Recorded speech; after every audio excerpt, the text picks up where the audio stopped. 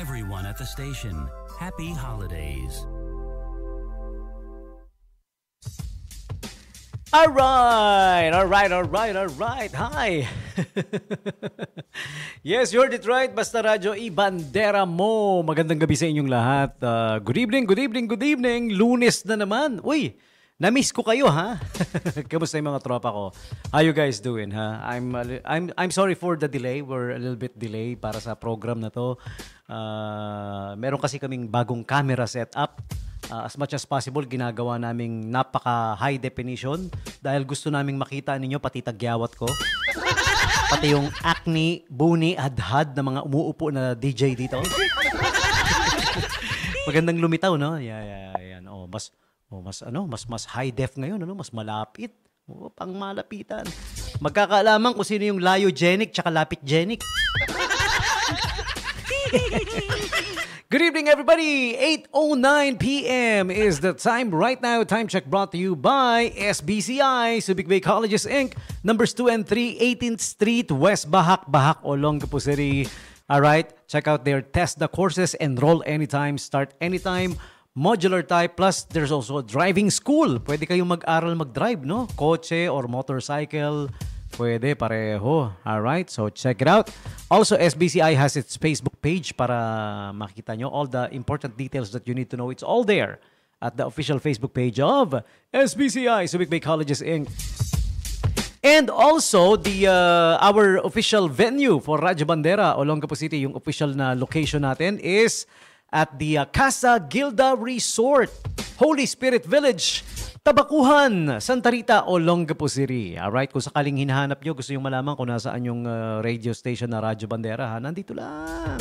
Nandito lang kami. Hinintay lang namin kayo if you wanna advertise or whatever. Alright?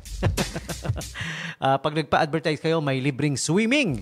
Dahil ito lang radio station in the city of Olongapo na nasa resort. Oh, nakakita ka na bang radio station na ganyan, ha? Ha? Okay. Dito lang yan, ha? Libre lundag sa swimming pool pag nag-close deal ka ng advertising package, ha? Okay, speaking of advertising package.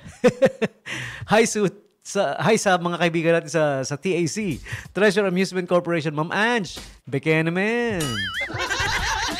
And everybody there at bingo party sa sa barangay East Bahak sa malapit sa hindi malapit, nandoon talaga sa bagong palengke, no? Tagal na ng palengke yan, bago pa rin, ano? Hindi na naluma, no? And to Ma'am Ruth. And everybody at Ulticare Medical Center, yung mga doctors natin dyan, and everybody, hi, how you guys doing? Radyo Bandera is here for you. And this is the October 6th edition of this radio show. Lunes na Lunes. October 6 na, no? Bilis ng panahon. So, kung October 6 na, ang susunod niyan, November and December. So, nasa huling quarter na pala tayo, no? Diba? There are 4 quarters in every year. Tagti 3 months. So, last 3 months remaining. October, November, December. Last quarter of 2025 and we're gonna be saying hi to 2026. Bilis naman ng panahon. I still feel like we just welcome 2025. Fresh pa sa memory natin, no? Kayo, naalala nyo pa? Kaka-welcome lang natin ng 2025 di ba?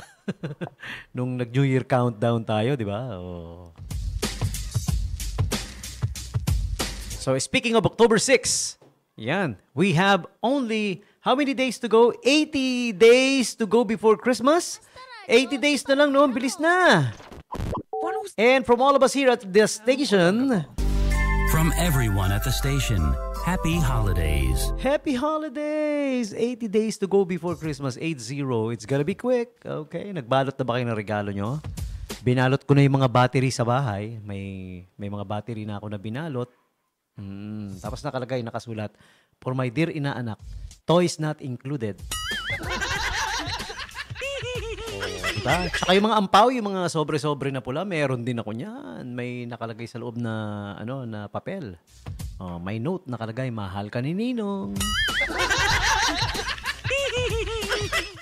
Teaching them the importance of loving your kapwa, diba? Compassion.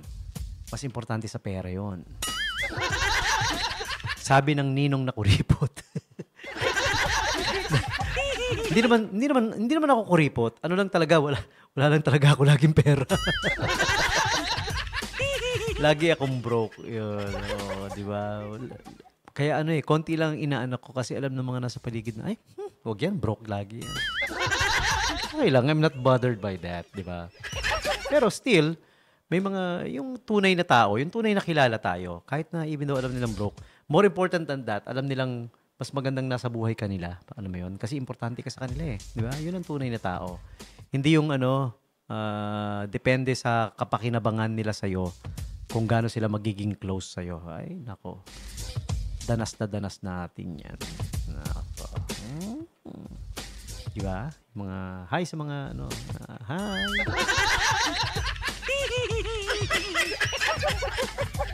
Speaking of October 6, meron tayo syempre ating today's holidays and observances as usual whenever we open. Pero bago yan, syempre, as I did so, couple of episodes ago, I brought back the question of the night. Di ba? Whenever I do programming, lagi akong meron ako laging question of the day or nung pang-umaga pa.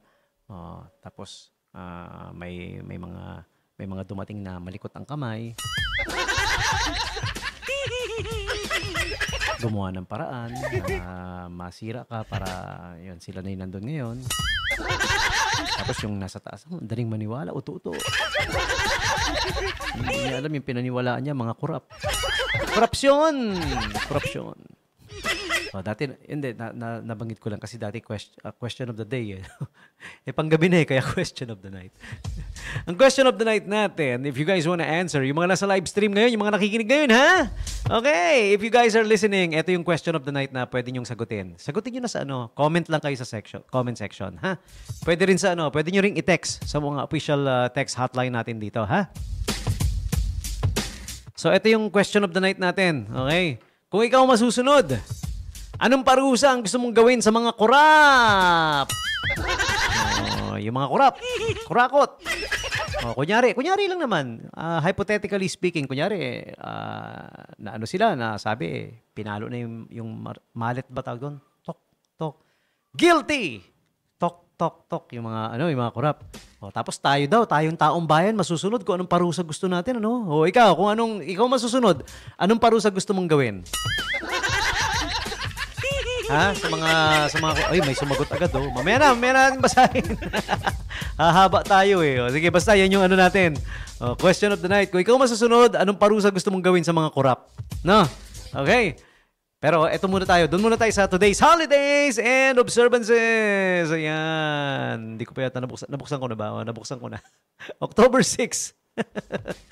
October 6, holidays and observances, October 2025, October 6. This is being brought to you, of course, by Angel's Pizza Olongapo. Hey. And Angel's Pizza Olongapo is inviting you to officially, ito yung ipopromote natin for tonight, to try their bundled meals. May mga bundled meals sila. Hindi lang sila they're more than just pizza. Okay? Try the chicken plus pasta plus a refreshing drink. The perfect combo just landed. Get your hands on our pasta plus one-piece chicken meal served with flavorful gravy and a refreshing 12-ounce cucumber lemonade for only 180 pesos, ha? Wow. Cucumber. Sabi nung kaibigan ko, cucumber. Cucumber yan. Cucumber lemonade. 180 pesos lang. Okay? So, visit them. Angel's Pizza Olongapo, 395 Fendler Street, Rizal Avenue Extension. Call or text 0927-117-9020 for inquiries. Okay? Pwede ring umorder via GrabFood or Food Panda. So, install nyo na yung Angel's Pizza app. Ha? Okay? And they are open from 8 a.m. until 12 a.m. 12 midnight hanggang alas 12 mamaya. Pwede pa kayong humabol kung gusto nyo pang umorder. Ha? Kung nag-craving kayo bigla sa sinabi ko. Chicken plus pasta plus a delicious gravy and refreshing drink. Di ba? Tignan nyo yung menu nila. Ang dami pa kayong pagpipilian. Okay? And today's holidays and observances, October 6 is Libraries Day. You know, when I was a kid, nung hindi pa uso yung I grew up in the 80s and 90s kasi I love going to libraries and and hindi yung hindi ko para basahin yung mga textbook, Nasa libraries ka na nga eh. Yung mga textbook pa ba? Araw-araw na nga. Yun na nga yung sa, ano, eh, sa school eh. Sa schooling eh, di ba? Yung mga ano, yung iba pang mga libro like exploring books about customs and cultures of other countries, yun. Gustong-gusto ko siya noon. Yun, nung time pa na, well, wala pang yung technology that we have now, di ba? Kaya lang wala na eh, no? Na, ano. Pero alam niyo ba, nothing beats holding a book for a kid, holding a book and reading it, exploring it. Nothing beats that. Literature. The best pa rin yan compared to just knowing everything via Google. Babasahin mo kung ano yung gusto mong malaman sa Google. Maganda yung book pa rin eh, di ba? Kaya there are people who are addicted and hooked on books, di ba? All right? Ako I had a special feeling nung nalaman ko na special ang pakiramdam sa akin nung nalaman ko yung daughter ko, yung panganay ko. She loves reading. She was addicted to reading. No, any kind of book. Basta may mahawakang book, basa ng basa ay tumigil. Ay, lumabo yung mata. Pero ngayon, technology has taken over. Di ba? And, kasi it gives you the convenience of time eh. Kung ano man yung gusto mong malaman, gusto mong basahin, hindi mo na kailangan pumunta sa library. It's at your fingertips na, no? Mm-hmm. Well, things really change. Yan lang ang constant in the world. Yeah, the only thing that's constant in the world, change. Okay, next up we have the Child Health Day, ang October 6. And Blue Shirt Day. Uy, today pala, dapat pala nag-blue shirt ako kanina. You know what it signifies?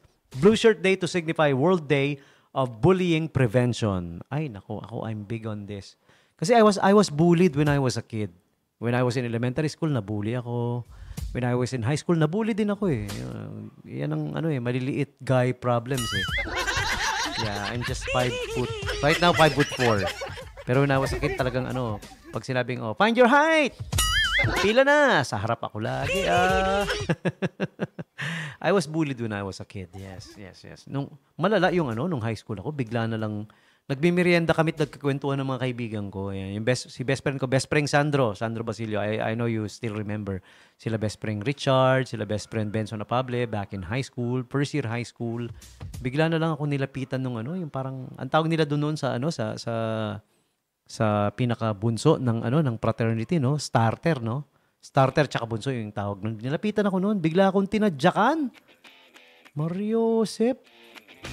I wanna stood up for myself. Kaya lang, alam niyo naman, maliit ako. Tapos, habang tinatadyakan niya ako, kaya naman malakas ang loob niyang gawin yun. Nakapalibot sa kanya yung mga senyores kung tawagin. Kasi, pag sumali ka sa fraternity, prove your worth. Lalo na baguhan ka, maliit ka, ikaw yung pinakabata. Ang tawag sa'yo, bunso. Tapos gagawin ka na lang starter. Tapos habang inuutusan ka, nakapalibot yung mga senyores, yung malalaki sa likod. Diyan tapang, tinadyakan ako, di ba? Ang yabang ko raw, sabi niya gano'n. Nung high school yun, first year high school. So, sabi niya, ang yabang mo, sabi niya gano'n. Sabi ko, why? Bakit? Ba't mo ko tinadyakan? Anong kasalanan ko sa'yo? Sabi ko gano'n. Tapos, kinamusta ko yung paa niya nung tinadyakan niya ako. Sabi ko, kamusta naman yung paa mo? Nasaktan ba? Yeah, dinagdag ko lang yun. Pero it's true, yeah. I was bullied that way. Tinadyakan ako bigla.